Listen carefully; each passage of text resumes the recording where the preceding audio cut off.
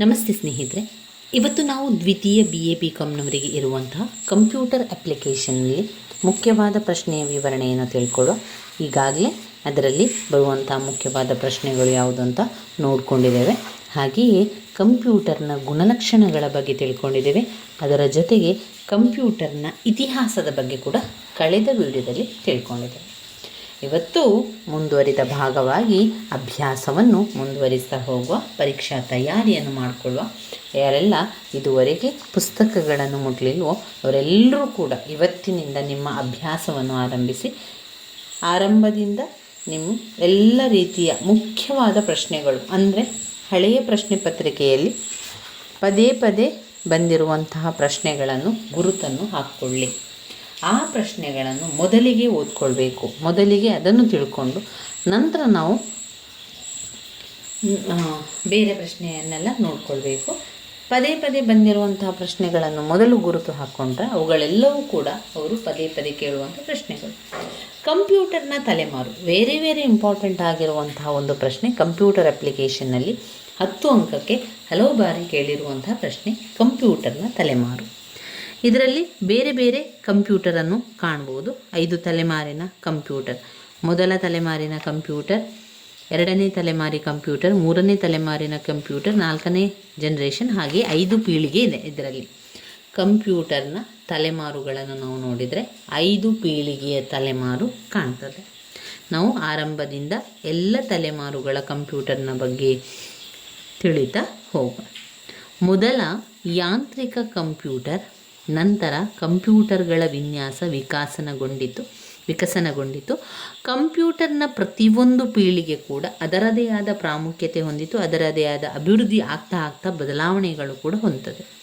ಮೂಲಭೂತವಾಗಿ ಹೆಚ್ಚು ಸಣ್ಣ, ಅಗ್ಗದ, ಹೆಚ್ಚು ಪ್ರಬಲ, ಹೆಚ್ಚು ಪರಿಣಾಮಕಾರಿ, ವಿಶ್ವಾಸಾರ್ಹ ಸಾಧನವಾಗಿ ಕಂಪ್ಯೂಟರ್ ಕೆಲಸ ರೀತಿಯಲ್ಲಿ ಬದಲಾವಣೆಯನ್ನು ಹೊಂದಿದೆ.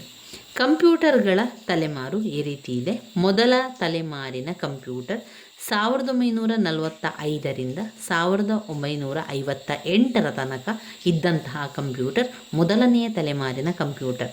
1945ರಲ್ಲಿ ಆರಂಭಗೊಂಡಂತಹ ಮೊದಲ ತಲೆಮಾರಿನ ಕಂಪ್ಯೂಟರ್ 1958 ತನಕ ಪ್ರಚಲಿತದಲ್ಲಿ ಇತ್ತು.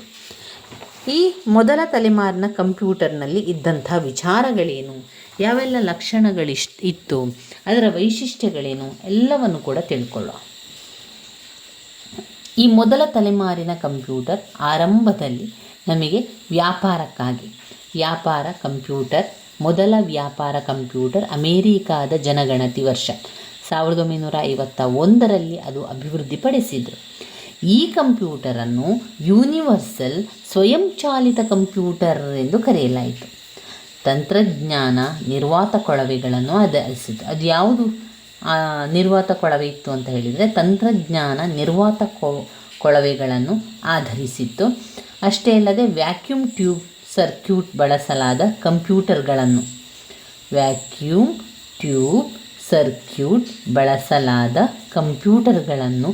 ಮೊದಲ ಜನರೇಷನ್ ಕಂಪ್ಯೂಟರ್ಗಳೆಂದು ಕರೆಯಲಾಯಿತು. ಅದನ್ನು ಮೊದಲ ಜನರೇಷನ್ ಕಂಪ್ಯೂಟರ್ ಯಾವುದು? ವ್ಯಾಕ್ಯೂಮ್ ಟ್ಯೂಬ್ ಸರ್ಕ್ಯೂಟನ್ನು ಬಳಸಲಾದ ಕಂಪ್ಯೂಟರ್ಗಳನ್ನು ಮೊದಲ ಜನರೇಷನ್ ಕಂಪ್ಯೂಟರ್ಗಳೆಂದು ಕರೆಯಲಾಯಿತು. ವ್ಯಾಕ್ಯೂಮ್ ಟ್ಯೂಬ್ ಸರ್ಕ್ಯೂಟ್ ತಂತುಗಳನ್ನು ಹೊಂದಿದ್ದು ಎಲೆಕ್ಟ್ರಾನ್ಗಳನ್ನು ಹೊರಹಾಕಲು ತಂತುಗಳು ಬಿಸಿಯಾಗುತ್ತಿದ್ದವು.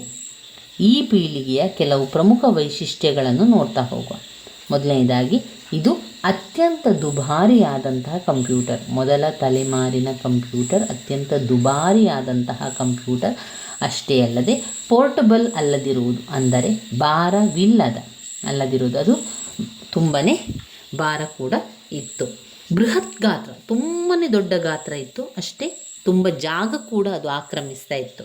ಬೃಹತ್ ಗಾತ್ರ ಮತ್ತು ಬಹಳಷ್ಟು ಜಾಗ ಕೂಡ ಅದಕ್ಕೆ ಬೇಕಾಗಿತ್ತು. ಇನ್ನು ಕಡಿಮೆ ಮಟ್ಟದ ಭಾಷೆಯನ್ನು ಬಳಸ್ತಾ ಇದ್ದರು. ಬೈನರಿ ಭಾಷೆ ಇದೆಯಲ್ಲ, ಬೈನರಿ ಭಾಷೆ, ಕಂಪ್ಯೂಟರ್ನ ಭಾಷೆ ಬೈನರಿ ಭಾಷೆ, ಅದನ್ನು ಕಡಿಮೆ ಪ್ರಮಾಣದಲ್ಲಿ ಬಳಸ್ತಾ ಇದ್ದರು. ಅತ್ಯುನ್ನತವಾಗಿ ಬಳಸ್ತಾ ಇರಲಿಲ್ಲ, ಕಡಿಮೆ ಮಟ್ಟದ ಭಾಷೆ ಬಳಸಲಾಯಿತು. ಸಂಸ್ಕಾರದ ವೇಗವನ್ನು ಮಿಲಿಸೆಕೆಂಡುಗಳಲ್ಲಿ ಅಳೆಯಬೇಕಾಗುತ್ತಿತ್ತು. ಸಂಸ್ಕರಣ ವೇಗವನ್ನು ಮಿಲಿಸೆಕೆಂಡುಗಳಲ್ಲಿ ಅಳೆಯಲಾಗುತ್ತಿತ್ತು. ಇನ್ಪುಟ್ ಅಥವಾ ಔಟ್ಪುಟ್ ಕಾರ್ಯಾಚರಣೆಗಳು, ಇನ್ಪುಟ್ ಅಥವಾ ಔಟ್ಪುಟ್ ಕಾರ್ಯಾಚರಣೆಗಳು ಪಂಚ್ ಕಾರ್ಡ್ ಬಳಸಿ ಅದನ್ನು ನಿರ್ವಹಿಸಲಾಗ್ತಾ ಇತ್ತು. ಮುಖ್ಯ ವೈಜ್ಞಾನಿಕ ಗಣನ ರೆಕಾರ್ಡ್ ಕೀಪಿಂಗ್ ಮಾಡುವಂಥದ್ದು ವೇತನದಾರರ ಪ್ರಕ್ರಿಯೆಗೆ ಉಪಯೋಗಿಸಲಾಗ್ತಾ ಇತ್ತು. ಈ ಪೀಳಿಗೆಯ ಪ್ರಮುಖ ಕಂಪ್ಯೂಟರ್ಗಳಂತ ಹೇಳಿದರೆ, ಒಂದು ಮಾರ್ಕ್ಸ್, 2 ENIAC, EDVAC, UNIVAC. ಇನ್ನು ಬರುವಂಥದ್ದು ಎರಡನೆಯ ತಲೆಮಾರಿನ ಕಂಪ್ಯೂಟರ್. 1959ರಲ್ಲಿ ಆರಂಭವಾದಂತಹ ಎರಡನೆಯ ತಲೆಮಾರಿನ ಕಂಪ್ಯೂಟರ್ 1964ರ ತನಕ ಇತ್ತು. 1959ರಿಂದ ಹಿಡಿದು 1964ರ ತನಕ ಎರಡನೆಯ ತಲೆಮಾರಿನ ಕಂಪ್ಯೂಟರ್ ಇತ್ತು. USA ಬೆಲ್ ಲ್ಯಾಬ್ಸ್ ನಿರ್ವಾತ ಕೊಳವೆಗಳ ಸ್ಥಳದಲ್ಲಿ ಟ್ರಾನ್ಸಿಸ್ಟರ್ಗಳನ್ನು ಬಳಸುವುದನ್ನು ಕಂಡುಹಿಡಿದರು. ಟ್ರಾನ್ಸಿಸ್ಟರ್ಗಳು ಎಲೆಕ್ಟ್ರಾನಿಕ್ ಸರ್ಕ್ಯೂಟ್, ಗಾತ್ರದಲ್ಲಿ ಸಣ್ಣ ಮತ್ತು ಎಲೆಕ್ಟ್ರಾನ್ಸ್ಗಳ ಹೊರಸೂಸುವ ಯಾವುದೇ ತಾಪಗಳ ಅವಶ್ಯಕತೆ ಇರಲಿಲ್ಲ. ಟ್ರಾನ್ಸಿಸ್ಟರ್ಗಳನ್ನು ಬಳಸಿ ಕಂಪ್ಯೂಟರ್ಗಳನ್ನು ಎರಡನೆಯ ತಲೆಮಾರಿನ ಕಂಪ್ಯೂಟರ್ ಎಂದು ಕರೆಯಲಾಯಿತು. ಅಂದರೆ ಇಲ್ಲಿ ನೀವು ಯೋಚನೆ ಮಾಡಬೇಕಾಗಿರುವಂಥದ್ದು, ಮೊದಲ ತಲೆಮಾರಿನ ಕಂಪ್ಯೂಟರ್ನಲ್ಲಿ ತಂತ್ರಜ್ಞಾನದ ನಿರ್ವಾತ ಕೊಳವೆಗಳನ್ನು ಬಳಸಿದರು. ತಂತ್ರಜ್ಞಾನದ ನಿರ್ವಾತ ಕೊಳವೆಗಳನ್ನು ಆಧರಿಸಿತ್ತು. ಅದು ಮೊದಲ ತಲೆಮಾರಿನ ಕಂಪ್ಯೂಟರ್. ಆದರೆ ಎರಡನೇ ತಲೆಮಾರಿನ ಕಂಪ್ಯೂಟರ್ಗೆ ಬಂದಾಗ ನಿರ್ವಾತ ಕೊಳವೆಗಳ ಸ್ಥಳದಲ್ಲಿ ಟ್ರಾನ್ಸಿಸ್ಟರ್ಗಳನ್ನು ಬಳಸಿದರು. ತಂತ್ರಜ್ಞಾನದ ನಿರ್ವಾತ ಕೊಳವೆಗಳನ್ನು ಮೊದಲ ತಲೆಮಾರಿನಲ್ಲಿ ಬಳಸಿದರೆ, ಎರಡನೇ ತಲೆಮಾರಿಗಾಗುವಾಗ ನಿರ್ವಾತ ಕೊಳವೆಯ ಜಾಗದಲ್ಲಿ ಟ್ರಾನ್ಸಿಸ್ಟರ್ಗಳನ್ನು ಬಳಸಿದರು. ಈ ಟ್ರಾನ್ಸಿಸ್ಟರ್ಗಳೇನು ಮಾಡಿದರು? ಎಲೆಕ್ಟ್ರಾನಿಕ್ ಸರ್ಕ್ಯೂಟ್, ಗಾತ್ರದಲ್ಲಿ ಸಣ್ಣ, ಎಲೆಕ್ಟ್ರಾನ್ಗಳು ಹೊರಸೂಸುವ ಯಾವುದೇ ತಾಪಗಳ ಅವಶ್ಯಕತೆ ಇಲ್ಲ. ಟ್ರಾನ್ಸಿಸ್ಟರ್ಗಳನ್ನು ಬಳಸಿ ಕಂಪ್ಯೂಟರ್ಗಳನ್ನು ಎರಡನೆಯ ತಲೆಮಾರಿನ ಕಂಪ್ಯೂಟರ್ಗಳೆಂದು ಕರೆಯಲಾಯಿತು. ಎರಡನೆಯ ಪೀಳಿಗೆಯ ಕಂಪ್ಯೂಟರ್ನ ವೈಶಿಷ್ಟ್ಯ ಅಂತ ಹೇಳಿದರೆ, ಹಿಂದಿನ ಪೀಳಿಗೆಗೆ ಹೋಲಿಸಿದರೆ ಈ ಒಂದು ಕಂಪ್ಯೂಟರ್ ಕಡಿಮೆ ಗಾತ್ರ ಮತ್ತು ಶಾಖರಹಿತವಾಗಿತ್ತು. ಆಂತರಿಕ ಸಂಗ್ರಹ ಸಾಮರ್ಥ್ಯ ಹೆಚ್ಚಳ ಇತ್ತು. ಅಂದರೆ ಒಳಗಿನ ಒಂದು ಸಂಗ್ರಹಣಾ ಘಟಕ ಹೆಚ್ಚಿತ್ತು. ಪ್ರೊಸೆಸರ್ ವೇಗ ಸೂಕ್ಷ್ಮ ಸೆಕೆಂಡುಗಳಲ್ಲಿ ಅಳೆಯಲಾಗ್ತದೆ. ಪ್ರಾಥಮಿಕ ಸಂಗ್ರಹಣಾ ಮ್ಯಾಗ್ನೆಟಿಕ್ ಕೋರ್, ಯಂತ್ರಗಳ ವಿಕಸನ, ಅದ್ವಿತೀಯ ಪ್ರೊಸೆಸರ್ಗಳನ್ನು ಆರಂಭಿಸಿದರು. ಮ್ಯಾಗ್ನೆಟಿಕ್ ಟೇಪನ್ನು ದ್ವಿತೀಯ ಮೆಮೊರಿಯಾಗಿ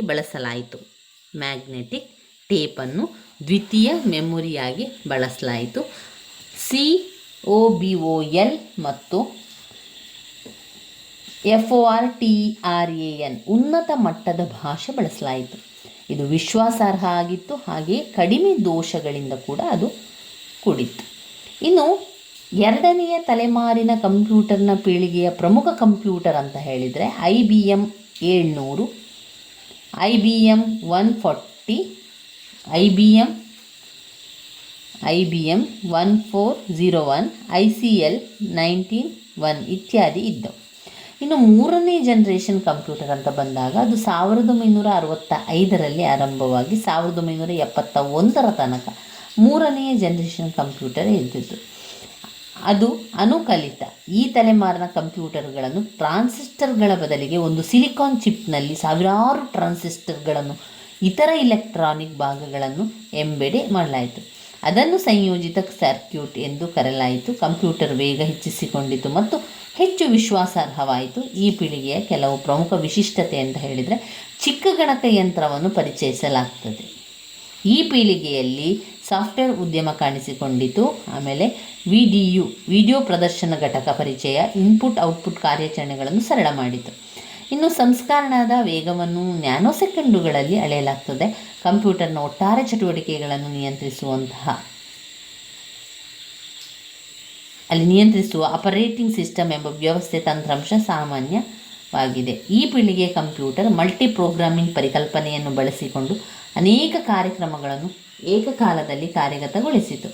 ಹೆಚ್ಚಾಗಿ ವಿಮಾನಯಾನ, ಮೀಸಲಾತಿ ವ್ಯವಸ್ಥೆ, ನೈಜ ಸಾವಯವ ದಾಸ್ತಾನು ನಿಯಂತ್ರಣ ವ್ಯವಸ್ಥೆ ಬದಲಾಗ್ತದೆ. ಈ ಪೀಳಿಗೆಯ ಪ್ರಮುಖವಾಗಿ ಕಂಪ್ಯೂಟರ್, IBM ಈ ರೀತಿಯಾಗಿ. ಇನ್ನು ಬರುವಂತಹದ್ದು ಕಂಪ್ಯೂಟರ್ 4ನೇ ಜನರೇಷನ್, ಅಂದರೆ 4ನೇ ತಲೆಮಾರಿನ ಕಂಪ್ಯೂಟರ್.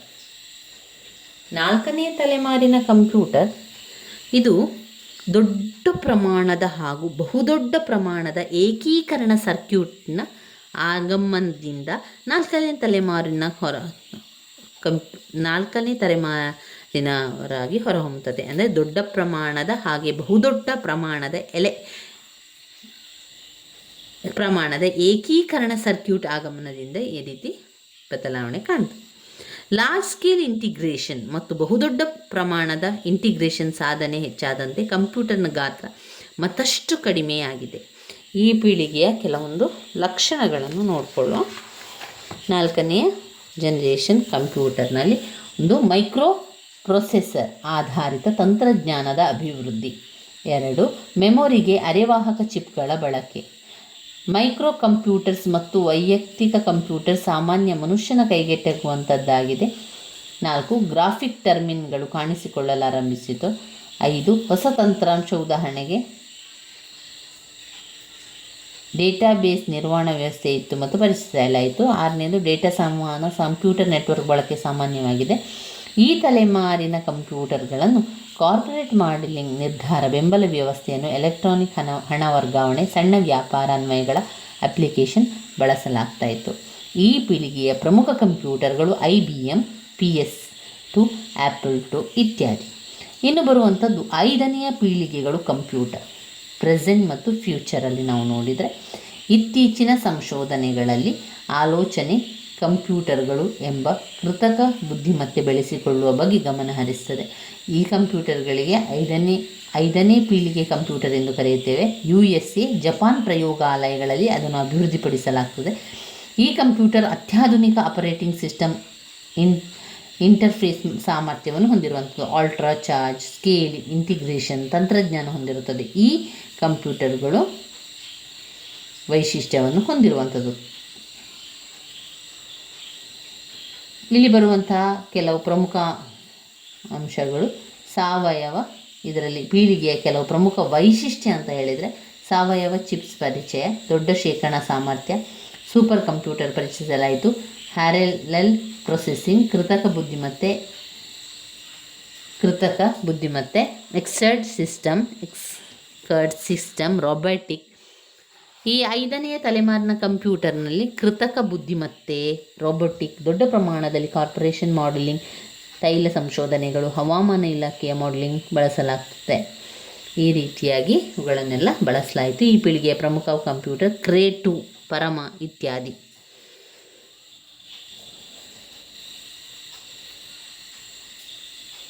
ಈ ಒಂದು ಭಾಗವನ್ನು ನೀವು ನೋಡಿದರೆ ಇದರಲ್ಲಿ ಘಟಕ 1ರಲ್ಲಿ ದತ್ತಾಂಶ ಮತ್ತು ಮಾಹಿತಿ ಪ್ರತ್ಯೇಕತೆಯನ್ನು ನೋಡಿ. ಈಗಾಗಲೇ ನಾವು ಕಂಪ್ಯೂಟರ್ನ ತಲೆಮಾರಿನ ಬಗ್ಗೆ ತಿಳ್ಕೊಂಡೆವು. ವೆರಿ ಇಂಪಾರ್ಟೆಂಟ್ ಆಗಿರುವಂಥ ಪ್ರಶ್ನೆ. ಕಂಪ್ಯೂಟರ್ನ ಇತಿಹಾಸ, ಕಂಪ್ಯೂಟರ್ನ ಗುಣಲಕ್ಷಣಗಳು ತಿಳ್ಕೊಂಡೆವು. ಇಲ್ಲಿ ನಮಗೆ ಯಂತ್ರಾಂಶ ಎಂದರೇನು, ತಂತ್ರಾಂಶ ಎಂದರೇನು ಎನ್ನುವಂಥದ್ದು ನಾವು ಮುಂದಿನ ವಿಡಿಯೋದಲ್ಲಿ ನೋಡ್ಕೊಳ್ಬೇಕು. ಯಾವ ಪ್ರಶ್ನೆಗಳೆಲ್ಲ ಮುಖ್ಯವಾಗಿ ಬಂದಿದೆ ಎನ್ನುವಂಥದ್ದು. ನನ್ನ ವೀಡಿಯೋಸ್ ಎಲ್ಲ ನಿಮಗೆ ಇಷ್ಟ ಆಗಿದ್ದರೆ ಲೈಕ್ ಕೊಡಿ, ಶೇರ್ ಮಾಡಿ, ಸಬ್ಸ್ಕ್ರೈಬ್ ಮಾಡಲಿಕ್ಕೆ ಮರಿಬೇಡಿ. ನಾವು ಈಗ ಕಲಿತಿರುವಂಥದ್ದು ಕಂಪ್ಯೂಟರ್ನ ತಲೆಮಾರುಗಳು. ಇನ್ನು ನಾವು ಕಂಪ್ಯೂಟರ್ನ ವರ್ಗೀಕರಣಗಳ ಬಗ್ಗೆ ಮುಂದಿನ ವಿಡಿಯೋದಲ್ಲಿ ತಿಳ್ಕೊಳ್ಳೋ ಸ್ನೇಹಿತರೆ. ಧನ್ಯವಾದಗಳು.